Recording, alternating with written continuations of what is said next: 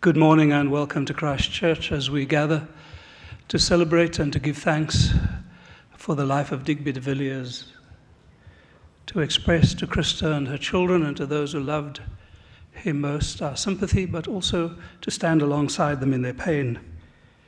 This is a service of celebration amidst the tears and shock that many feel and the sadness that overwhelms at a time like this. But the plan is for us to get a fuller picture through his brother, through family members, of who the man truly was, and to celebrate the life that he lived. I've been given a notice to share with you.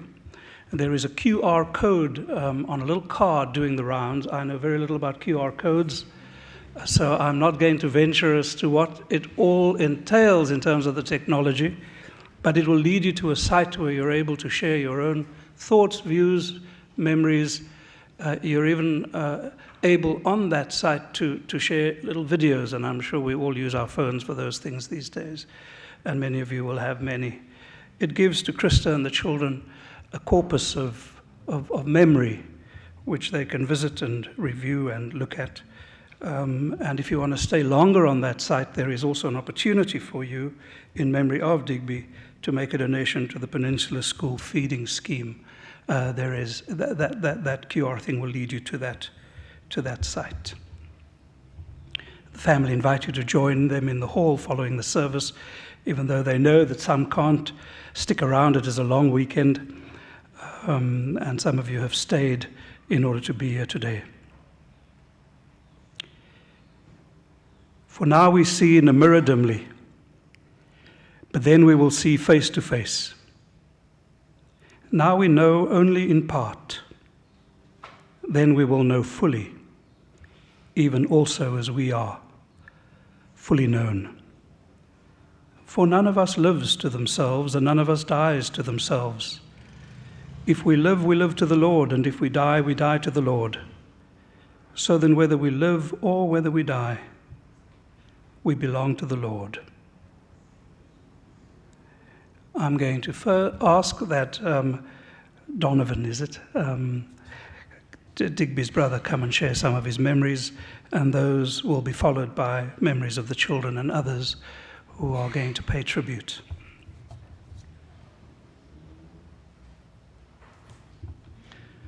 Hello, everyone. I'm Donovan, Digby's baby brother. I'm 6 years younger than Digby. Digby's always been and always will be my big brother.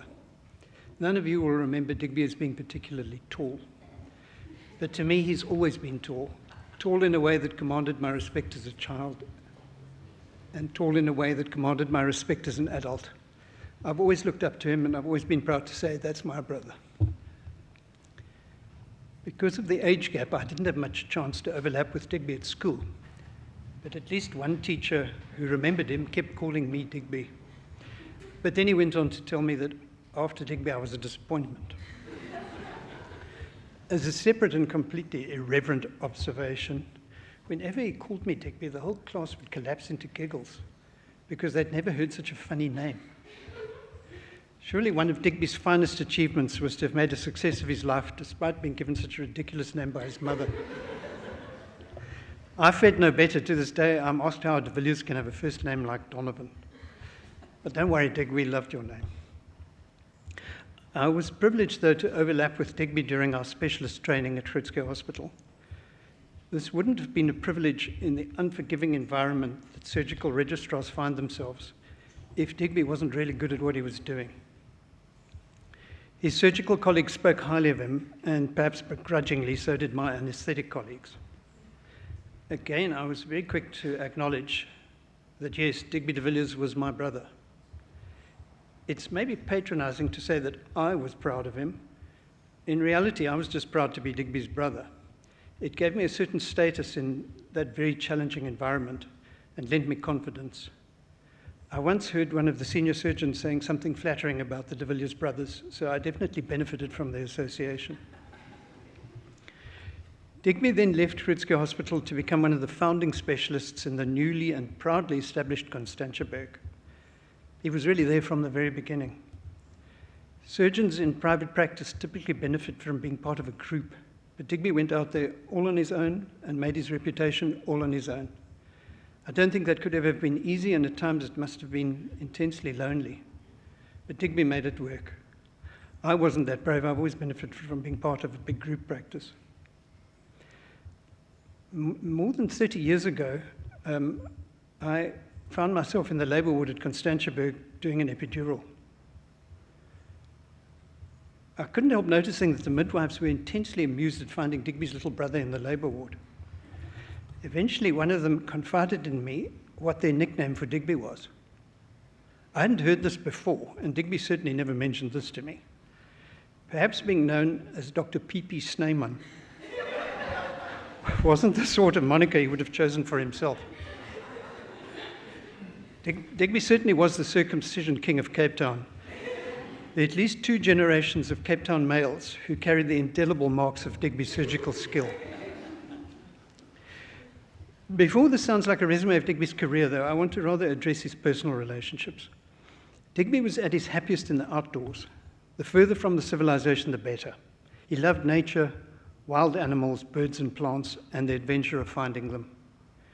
For all of you here today who shared those outdoor adventures, Digby would want me to personally thank you. I know that you were all really important to him and helped make those trips the memorable events they were. I loved hearing his recollections of these adventures, and you all featured prominently in those recollections. Thank you for enriching Digby's life on those adventures. To all his professional medical colleagues, doctors, and perhaps especially nurses, over the many years he was in practice, thank you. No doctor functions on his own. We are all much stronger with the support of our colleagues. Sometimes the support's professional and sometimes just social, but it all contributed to Digby's happy career at Constantiaberg. And with Digby's recent illness, thank you to all who cared for him and gave him much needed moral support. And then to Digby's own family, I'm hugely impressed with the love, care, and support you have shown each other during this very difficult time in your lives, while trying to come to terms with your huge loss. Etienne, James, and Nikki, I've known each of you since you were just little kids, and you've grown into the most mature, hardworking, loving, and caring individuals, supported by wonderful partners. You're a real tribute to your parents, who must take some of the credit for what you've become. The support you have given and are giving Krista is heartwarming and encouraging. I'm proud to call you family and privileged to have watched the strong family supporting each other over this last week.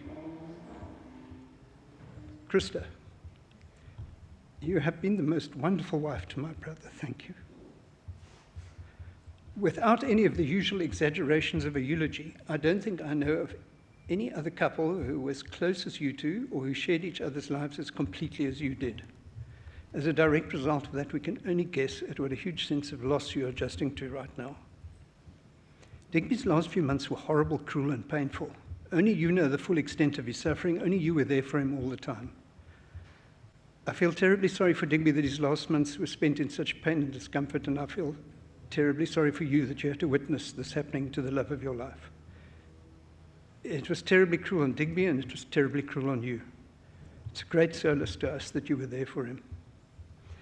The challenges and adjustments ahead are going to be difficult for you, but the last week has shown me what a wonderfully strong, cohesive family you and Digby have created. After the flowers have died and everyone has returned to their lives, please know that we're still here for you. And then Krista's asked me to specially thank Errol and Jan for their support and love over the last 7 months, without which she wouldn't have managed. Cecily, who's always been and will hopefully always will be a pillar of strength for Krista. She'd also like to thank Renelle and Deli, Dawn and Henk, Debbie, Karen and Carl Lamprecht, Jill and Gary Buchanan, Amanda and Pete and Sally, and everyone else who she forgot to mention. Krista also wants to especially thank her parents for phoning just about every day and for their love and support from so far away. And then finally, I want to read Krista's own words from a letter she sent me. I will miss him more than words can express. His love for me, I still feel around me and in me, will carry me in the years ahead. Happy bird watching, Johnny, my love, until we meet again.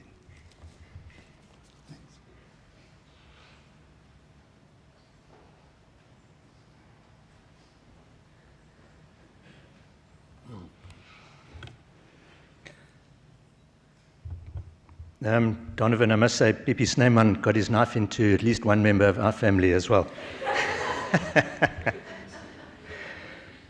I'm Carl, I must say it's an absolutely stunning day outside, and a day that Digby would have really appreciated. So Digby was a bush buddy to so many of us here, and a bush buddy is a very special kind of buddy. James asked me to look through my photos to look for any pictures of Digby taken during our trips, and especially pictures of Digby with his family, because so many of the pictures the family have were taken by Digby. He loved taking people pictures, particularly the candid ones, and was very good at capturing so many special, unguarded moments. This process of going through my pictures brought all the memories flooding back. We did our first bush trip with the de Villiers in 2006, and then very regularly after that, over all these years. We visited most of the neighboring countries together, and Digby traveled with the family to some of the most remote corners in southern Africa. He would be happy to drive for 12 hours a day for 3 days in a row to get to a special spot he had discovered reading off-roading forums. But many of these trips were to his favorite campsite in the world, Pelenswa on the Botswana side of Kalahari. Digby was absolutely relentless with Botswana Parks people until he would get his extended bookings at campsite number 1, his favorite. What he and all of us really liked about this site was the remoteness, the lack of any facilities apart from a long drop and an A-frame for some shade, no cell phone signal, no water, no fences, of course, and exclusive access to one of the best waterholes in the Kalahari at dusk and dawn. We spent so many happy hours together at this waterhole. But we actually originally met the de Villiers when we were camping next to each other by chance in Moremi, and soon realized that we had a shared love of nature and wild places. An added bonus was that our children were at school together, and we all got on really well. That time in Moremi was the time that John Finch crawled into our camp in the pitch dark one night and scared the living daylights out of us. I think the de Villiers nearly collapsed laughing in the next campsite. Digby's happy place was going into the bush surrounded by his family and friends. And it is here that he was really in his element. He would quickly transition from the serious and highly respected Dr. de Villiers to being the quirky, funny, and fun-loving Digby. His arsenal of dad jokes, according to the younger generation who know what that means, were endless, and these jokes were ready to be slipped into any conversation, followed by a groan from Nikki and James. He really valued the uninterrupted time spent with his family and created a real legacy of appreciation for nature, being able to slow down, living simply, planning carefully, and working together to solve problems with limited resources.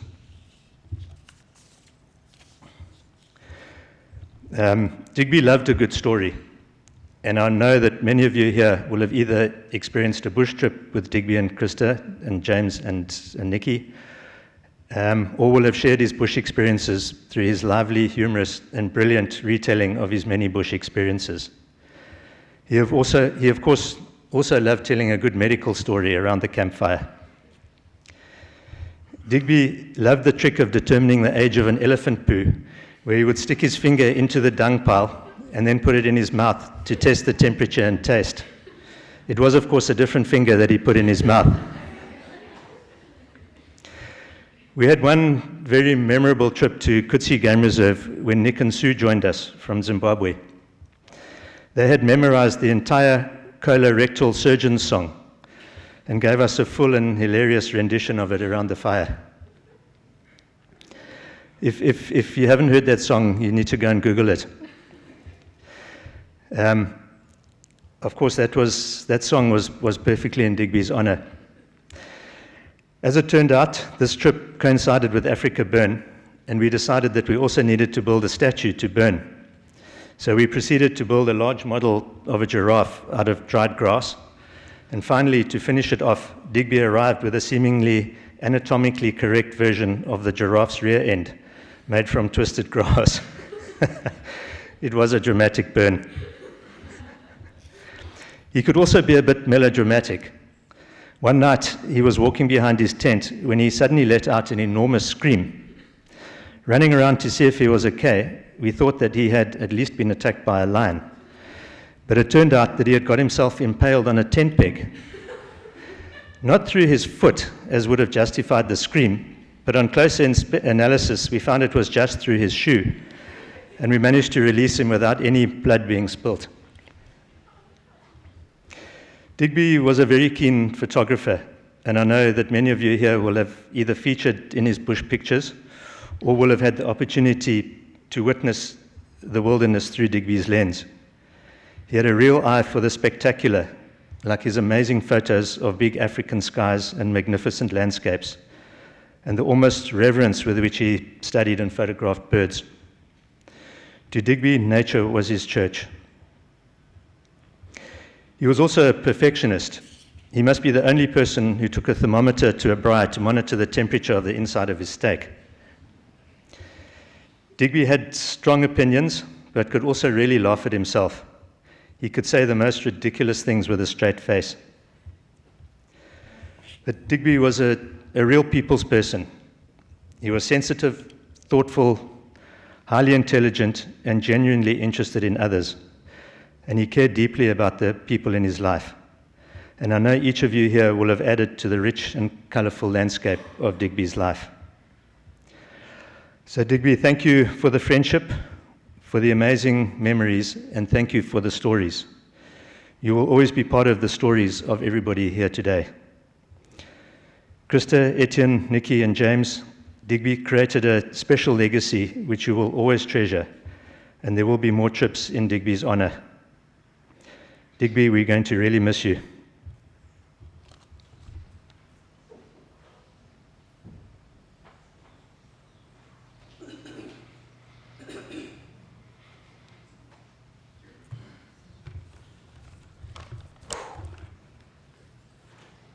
Good morning, everyone. Today we gather to celebrate the life of my father. A son with a full heart stands in front of you today. Proud and in awe at his life's achievement, engulfed with emotion, thankful for his life's lessons and friendship. I've tried to capture, in summary, the important but simple memories of my father, and I'd like to share these with you today. All the qualities of a perfect father were present throughout my life. Love, tough love, support, guidance, inspiration, and respect. His life was full of love and support for his family. Nothing was too big or too small. I invite you to travel with me as I remember Dad for the simple things that made my heart full. Our relationship was simple, no frills or extravagance. We understood each other well and always couldn't wait for the next opportunity to spend time together. The recent years are front of mind, the ones that are most special. Remembering Dad. The time would be midweek and my cell phone would ring, and it was Dad for the midweek catch-up. He'd call me to see how I was and how work was going, but more importantly, to see if I had any plans for the weekend. He would go further to explain that he was thinking of putting a chicken in the Weber and would like to know if I was keen.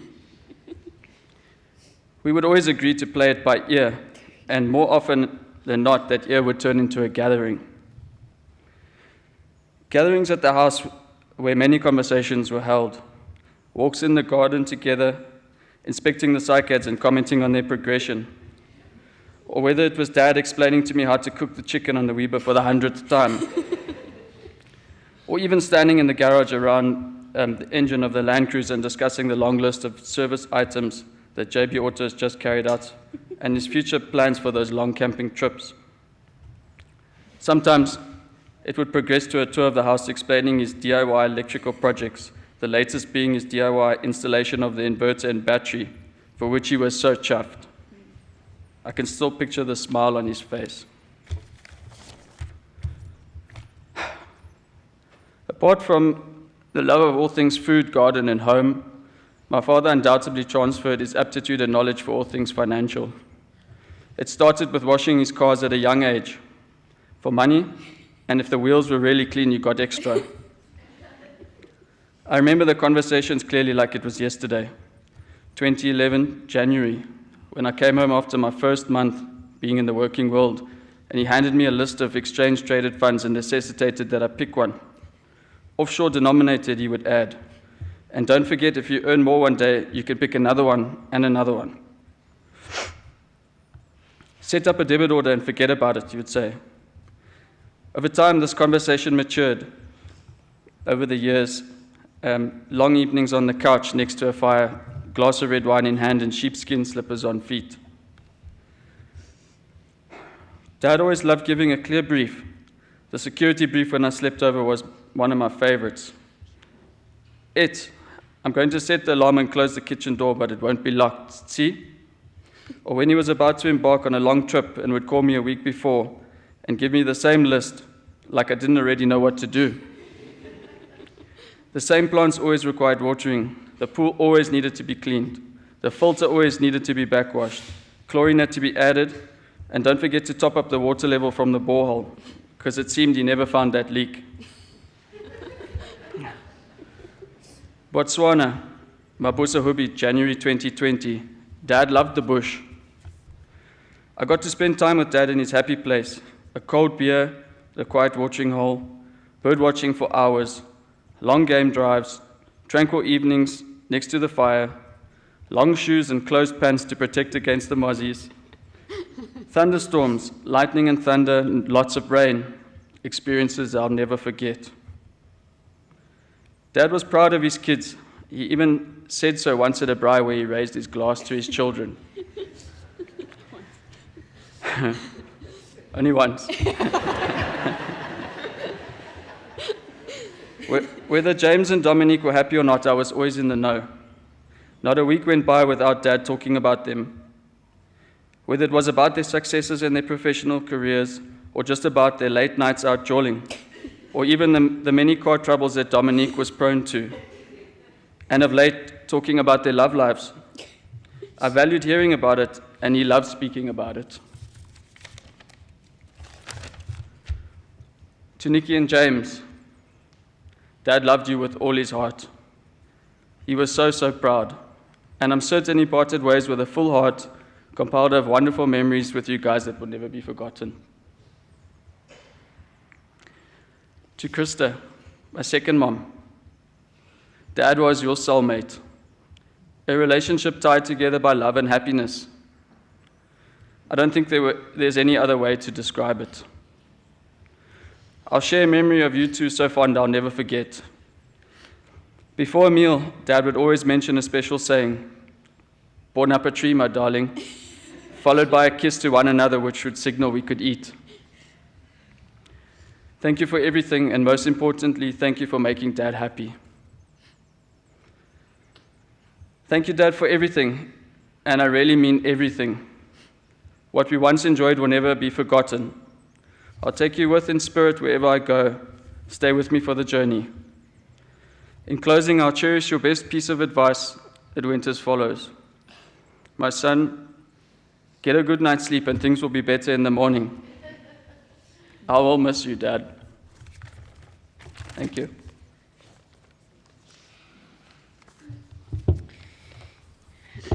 We were worried things were going to overlap and you might hear things I'm sure you will. for a second time, but I'll say it again. Thank you. Dearest Dad, I tried to write this so many times, not knowing how I could possibly do you justice, and then I realized that I never would do Digby Dad de Villiers justice in such a short speech, and that it doesn't matter, because every person here today is here because they felt in some way, shape, or form what a truly special person you are. Dad was my biggest protector and my first best friend. He was an unbelievable supporter and provider, but mostly he was the best father. I once read that being a parent is just about being there for your children, and if that's the case, Dad is the best dad in the world. Dad always had the time for us. It started when I was young, and he would lie in bed with me, scaring what he would call the boogeymen away. He tucked us in every single night and always listened to our days. He listened to every teenage anxiety and wiped many of my tears away. He even made time to drive his sullen teenagers to school every single day, even though I think we said about 2 words to him for our entire high school career. He took us on a trip every school holiday and never failed to make sure that we knew how important we were. He was, at first, very apprehensive about me choosing medical school, mostly, I think, because he wanted to protect me yet again from all the hardships that lay ahead. But he was actually so excited when I started and supported me every step of the way.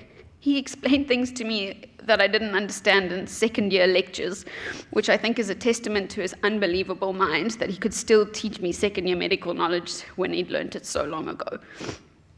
He bought me so many cups of tea when I was studying late at night, always telling me to go to sleep, which I mostly never did.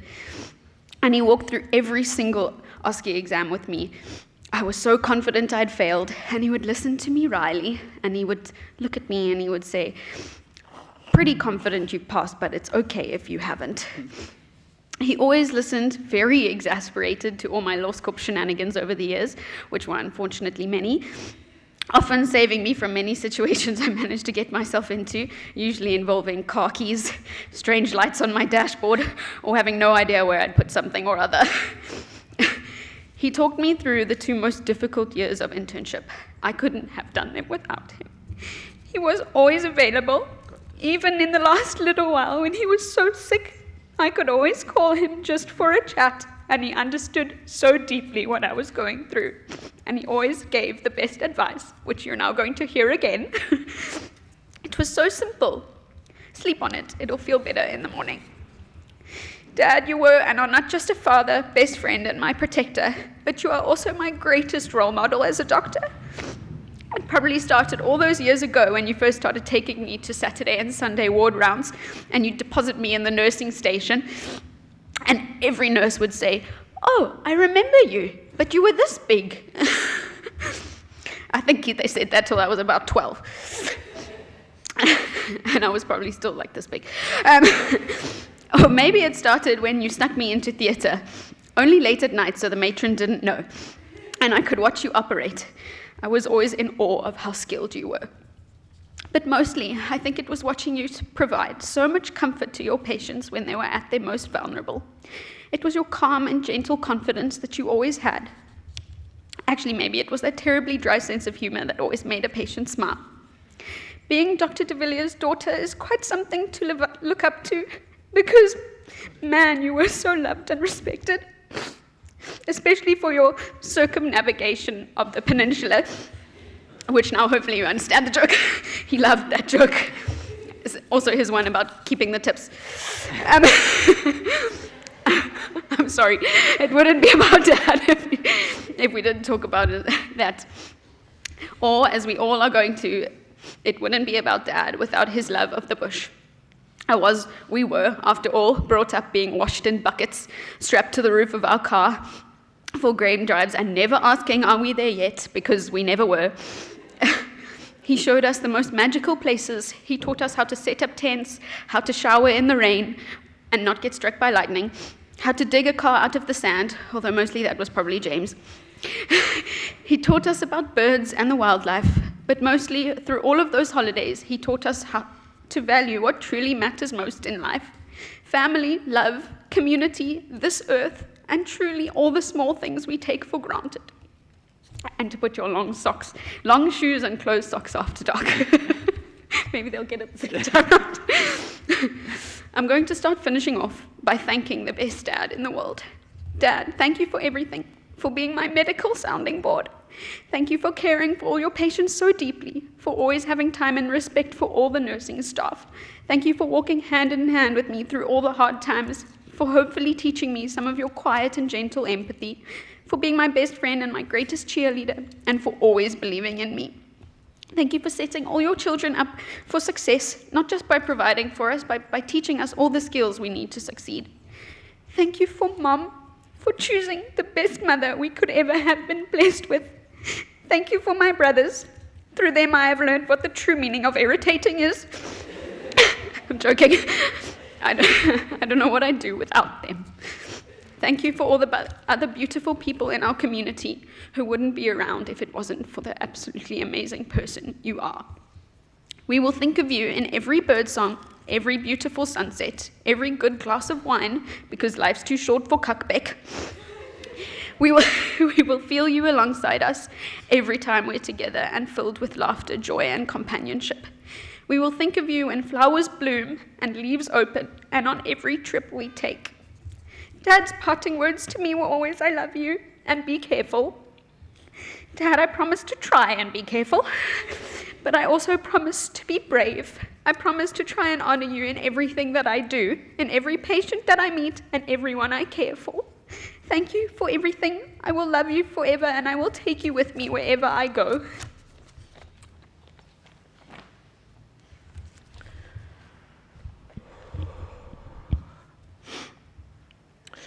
Dad, you know my dad would have never wanted anything like this.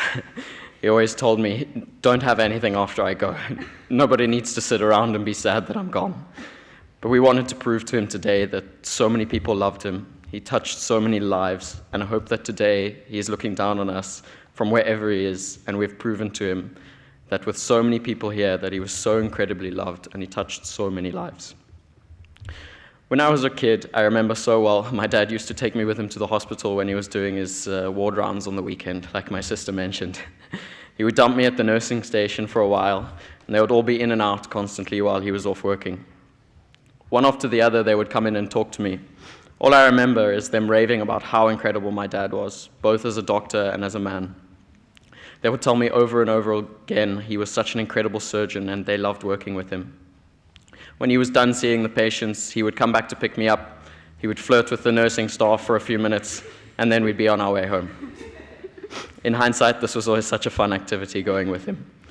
Even when I was in high school, I would go to donate blood in Afrikaans class with all of my friends. And one of the nurses would come up to me and read my file. They would see my surname, and you would almost see them realize. They would almost always ask me if I'm related to Digby. Without fail, they would start the same speech all over again about how impressed they were with him and how much they loved working with him. I heard the story over and over again. Half of the time, they would go ahead and take my blood, or they would go ahead and call the head nurse.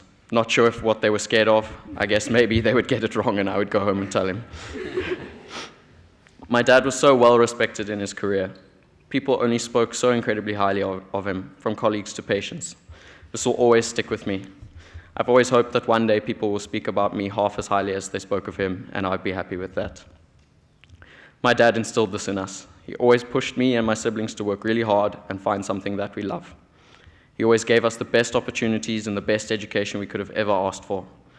I remember in high school, my dad was always watching me and pushing me to work.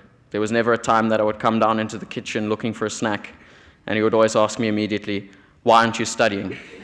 This used to drive me crazy. But I would not have been where I am today without both what he did for me and how hard he pushed me.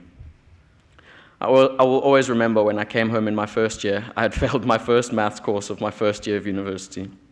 I was terrified to tell him. When I got home, my mom was home and I cried to her that I had failed, but I was really just terribly scared to tell him.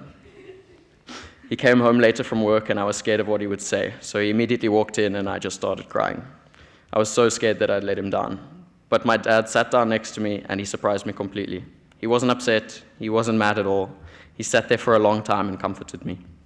It didn't matter, he told me. Most people take extra time and he'll be there for me whatever I needed. I think this was both a turning point for me and for him. I think he could really see that I was always doing my best, and from then on he never really pushed me. He seemed to just trust that I was doing my best and somehow only pushed me to work harder and to make him proud. And I remember when I graduated, I'm not sure if I was more proud of myself or the fact that I could see the smile on his face and how proud he was of me. When I got the opportunity to move overseas, I once again came to my dad and I said I didn't know what to do. I asked him what I should do and he immediately pushed me to do it and immediately offered to pay for my ticket over there. And I know he didn't want me far away from home, but he did want me to have the best opportunities. And that's why he pushed me to do it. And I can tell you it's not been easy being far away from home and far away from my family in the last few months, and especially away from him in the last few months. But I always had some comfort in knowing that this is what he wanted for me. This is the type of father that he was. Even if it meant I would be far away from him, it was what he wanted if it was the best for me. And I'll forever be grateful to him for that. You know, my dad could be a very serious man. Most of the time, he didn't want anyone to know that he had a soft spot, a soft side. Even this last week, we were looking for some music to play while you were all working in today, and we went through my dad's phone looking for some of his favorite music to play. And I found a lot of his playlists and his albums that he had made, and it was filled with the usual suspects: AC/DC, Paul McCartney, the Beatles, the list goes on. But I know my dad, when we were bored, we used to watch the Tomorrowland After movie, and he would always say that he wanted to go. I know for a fact he would have hated it because it was such a big crowd. But that meant that the music didn't check out. So I found his top 25 most played songs, and it was completely filled with pop music and electronic music. From Dua Lipa to Avicii to Khaled. It looked more like a playlist of mine than anybody else's. Just made me laugh. Most of you will know my dad for his love of the bush, which you've heard a lot about today. I don't think we ever saw him happier than when he was in the middle of nowhere, with no cell phone reception, far from the closest city. We never saw him so relaxed compared to when he was out there.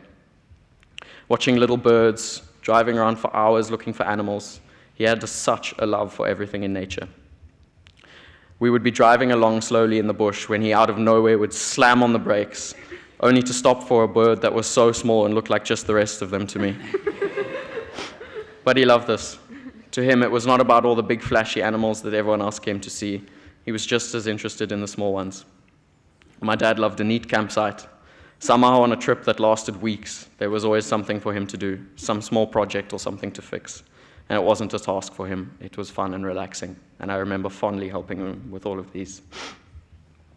I will always remember my dad for his love of the bush, his love of birds, the sound of wild animals at night, his incredible love of a thunderstorm in the Kalahari. He could stand out there for hours watching it, and yet when the lightning got too close, he was the first one to jump in the car. When everyone would tell us that it hadn't rained in the desert for ages, we would arrive, and all of a sudden there was rain. It developed the saying that Digby brought the rain to the Kalahari. I will never forget his love of chocolate, sweets, Land Cruisers, his incredibly witty sense of humor, and most importantly, the love that he has for my mom. I know my dad is out there somewhere in the Kalahari, bird watching and faffing around in camp in his happiest place without pain. You know, like I said before, my dad didn't want anyone to be sad that he was gone. He told me this over and over. So I'm going to walk out here happy and grateful for all of the special time that we got to spend with him, grateful for everything that he did for us. All I ask from you is the next time you're out somewhere in a beautiful place, in the middle of nowhere, that we all think of him. Raise a glass of his favorite red wine and know that he is right there next to all of us, enjoying the next adventure. Thank you for everything. I love you forever, Dad.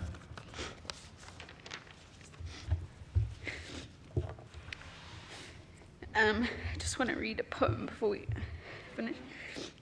It's called Take Them With You. If someone you love did not make it on that trip, you can take it for them, with them. If someone you love did not witness that milestone, you can show them anytime you like. If someone you love did not get to do their living, you can finish their dreams on their behalf. The beautiful thing about love, you see, is that death need not stop life. If you carry someone in your heart, you can take them with you anywhere you like.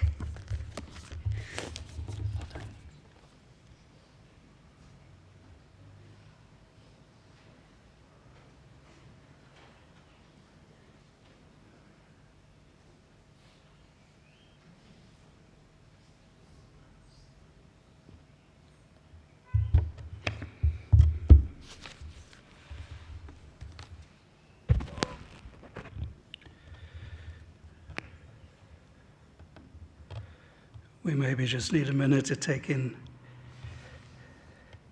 those tributes, so heartfelt.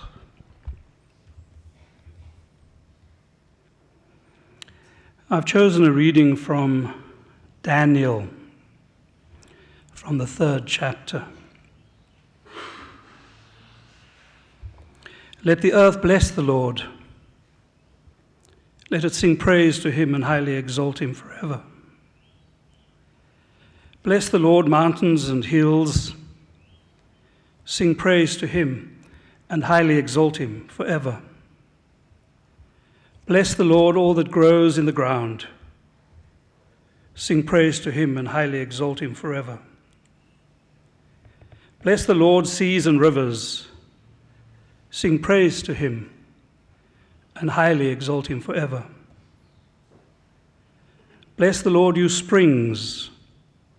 Sing praise to him and highly exalt him forever. Bless the Lord, you whales and all that swim in the waters. Sing his praise and exalt him forever. Bless the Lord, all birds of the air. Sing praise to him and highly exalt him forever. Bless the Lord, all wild animals and cattle. Sing praise to him and highly exalt him forever. Today has the sole focus and purpose, as its sole purpose and focus, the honouring and celebration of the life of Digby de Villiers. From what we have heard from those who loved him most, it was a full life, well lived,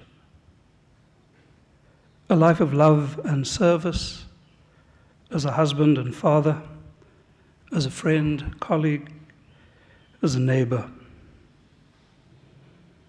A wonderful human being whose life and work as a medical doctor and surgeon was dedicated to the care and healing of his patients, and as someone who made a significant contribution with his skill, his ability and knowledge through his surgical skills and diagnostic acumen.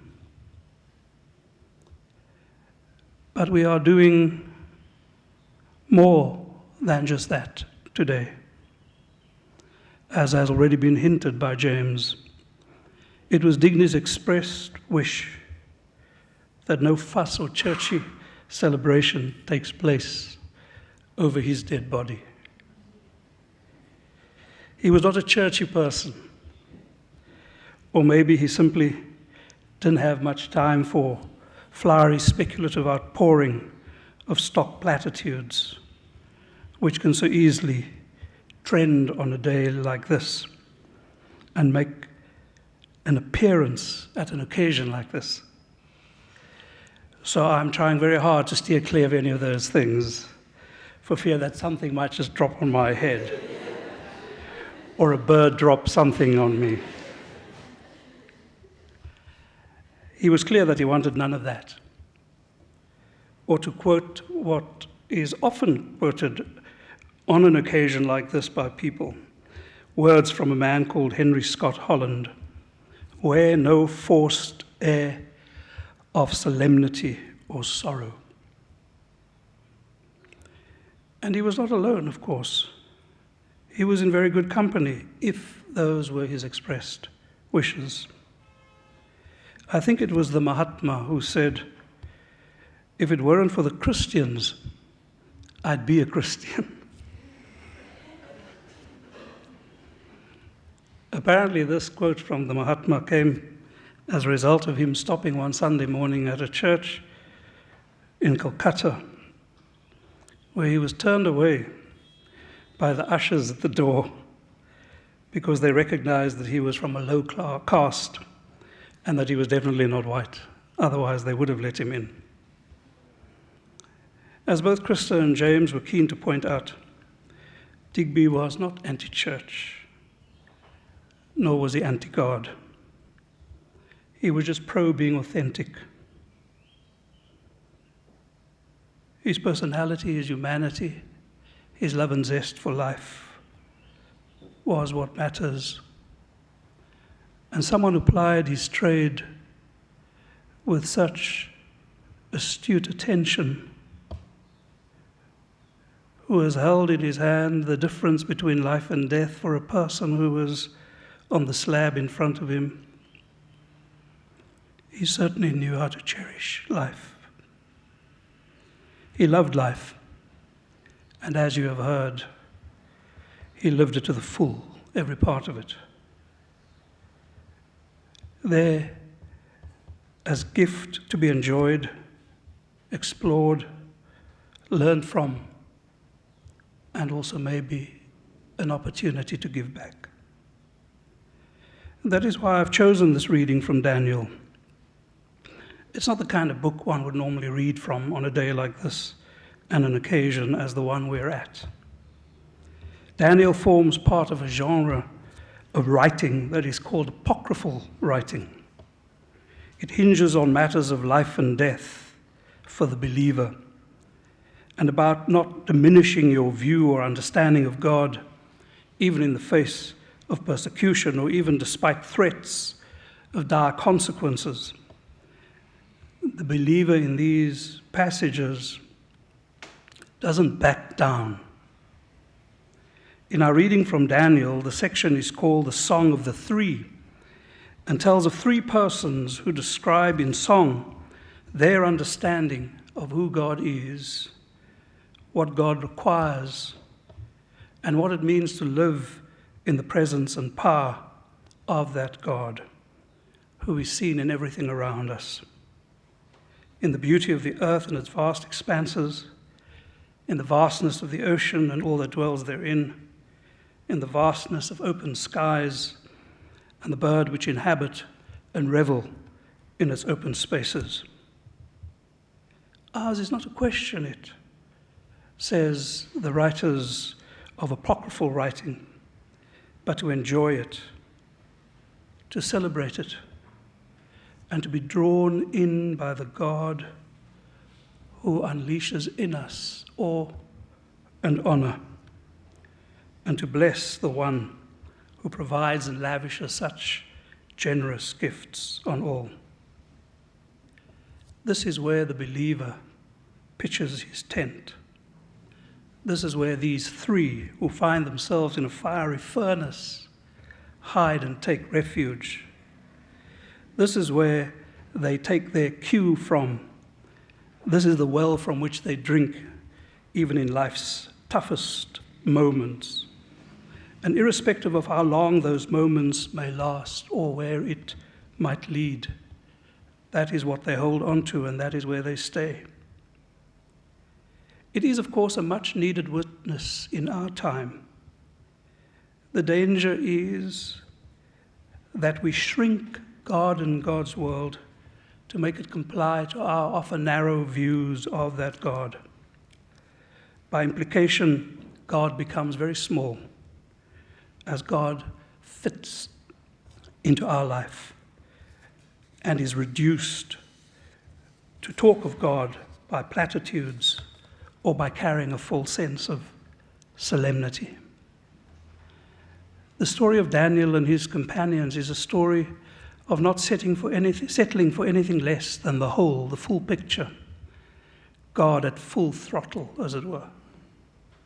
Or put differently, and in words that may be more familiar, to fill the unforgiving moment with 60 seconds worth of distance run.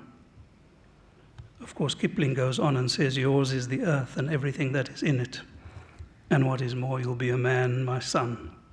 Sorry about the women. Or in the words of another writer who mused on matters of living and dying, for what is it to die but to stand naked in the wind and melt into the sun? And what is it to cease breathing but to free the breath from its restless tides, that it may rise and expand and seek God unencumbered? Only when you drink from the river of silence shall you indeed sing. And when you have reached the mountain top, then you shall begin to climb. And when the earth shall claim your limbs, then shall you truly dance.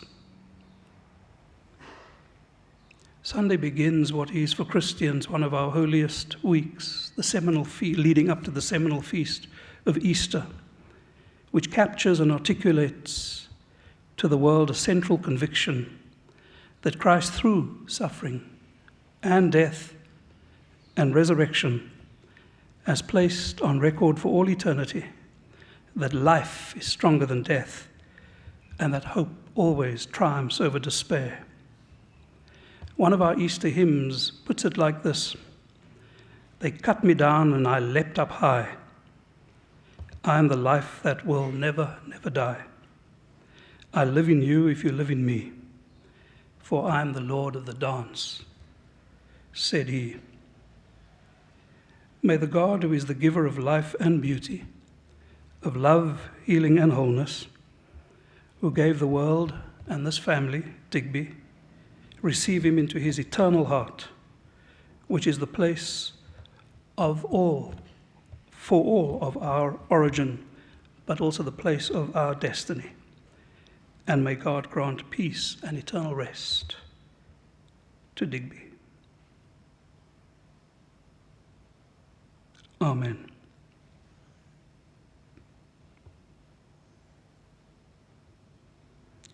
We come now to a moment of commendation, for which I'm going to ask you to stand. We will say a few words, and then I will do the words of commendation, followed by a moment of silence, and I will indicate when that silence will begin, at the end of which I will nod to the DJ, who will play he's playing 2 songs, both of which are Digby's favorites, following which we will join you outside. Those of you who have to leave can greet the family. Those of you who have time to linger longer, come and join us in the hall. Will you please stand?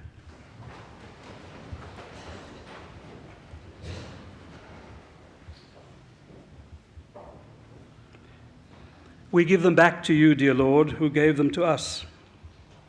Yet as you did not lose them in giving, we do not lose them in their return. Not as the world gives do you give, O lover of souls. What you give you do not take away. For what is yours is ours always if we are yours. And life is eternal, and love is immortal. And death is only the horizon, and an horizon is nothing save the limit of our sight. So lift us up, strong Son of God, that we may see further. Cleanse our eyes, that we may see more clearly. Draw us closer to you, that we may know ourselves nearer to our loved ones who are with you.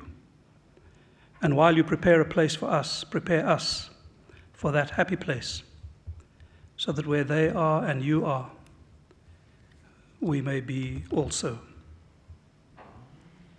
Into your hands, O merciful Saviour, we commend this, your Son, Digby. Acknowledge, we humbly beseech you, a sheep of your own fold, a lamb of your own flock, a sinner of your own redeeming. Receive him into the arms of your mercy, into the blessed rest of everlasting peace, and into the glorious company of the saints in light. Go forth now on your journey from this world, in the name of God who made you, created you, guided you, held you, protected you, watched over you, and who strengthens you. In communion with the blessed saints and aided by angels and archangels, into paradise may the angels lead you. May the martyrs come to welcome you and take you to the holy city, the new and eternal Jerusalem. May the choir of angels receive you. Those who have gone before you welcome you. In that place where Lazarus is poor no longer, may you have eternal rest. Amen. And now a moment of silence.